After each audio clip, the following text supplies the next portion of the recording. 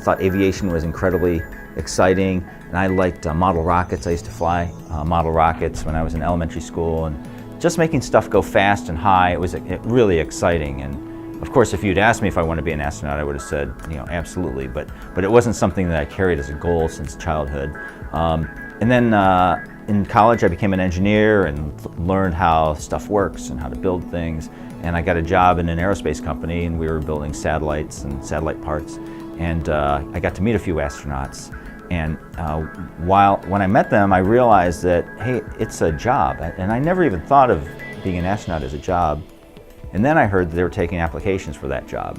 So I thought, well, geez, who doesn't want to be an astronaut? I mean, everybody wants to be an astronaut in my mind. So got the application, filled it in, mailed it off, and almost forgot about it. I just felt like I bought the lottery ticket, stuck it in my pocket, and forgot about it. And I was really surprised when they gave me a call and asked me if I wanted to interview, and equally surprised when I got selected for the class of '96.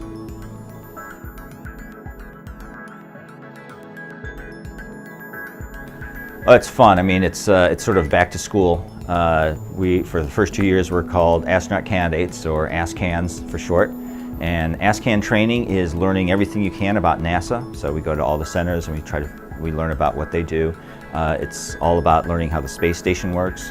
When I joined, it was all about learning how the space shuttle works. And then it's all the skills that you're going to need to be an astronaut. So some robotic skills and some spacewalking skills and some fix-it skills and some speaking skills. And so it's sort of going to school for almost 2 years, and then when you come out of it, you're an eligible astronaut for assignment. And I guess it was 4 years after I joined that I got selected for my first mission.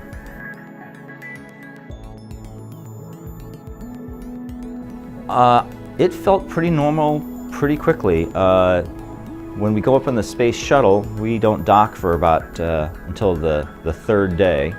And so that means we have 2 full days of living in the space shuttle to kind of get used to weightlessness, to get used to brushing your teeth in weightlessness and putting on your socks, which is comically difficult to do in weightlessness. And so you've sort of adapted that sort of doing your everyday stuff in weightlessness. Now you get into the station and it's a real benefit. There's just a lot more room. The space station is outfitted with lots of computers to provide you some entertainment and also communications with home. So you can talk to your family virtually every day. And so that feels a lot more normal. And so living on the space station, I thought, was a very fast adaptation. The 2 great things about being in space, from a personal point of view, are floating and looking out the window. Looking out the window is a spectacular privilege. We're 200 and something miles above the surface of the Earth. We're going 17,000 miles an hour. We cover most of the populated landmass because of the inclination of our orbit. To look down at the Earth and see both very familiar sights like your hometown and unfamiliar sights like the middle of Australia, which is incredibly beautiful. That was a motivator every day for space, in space for me. So even out the little window, it was amazing. So now you put the helmet on, you put the spacesuit on, you get in the airlock, you close the door behind you, you open the door out into space, and now your window has become a full 180-degree mask view. And the thing about spacewalks is we're not out there for the view, we're out there to do the work. And I would say every spacewalk will tell you the view is great, we think. My memory of the spacewalks really is what's here, and I had to force myself to have moments where I could appreciate the setting and the view and take some pictures and sort of remember it that way. It is spectacular. It's amazing to hold on to the space station. You're going 17,500 miles an hour. And hold on and just sort of look down at your feet, and 200 miles under your feet, there goes the coast of California, and then, oops, 9 minutes later, there goes New York City as you're flying over and then on your way to Europe.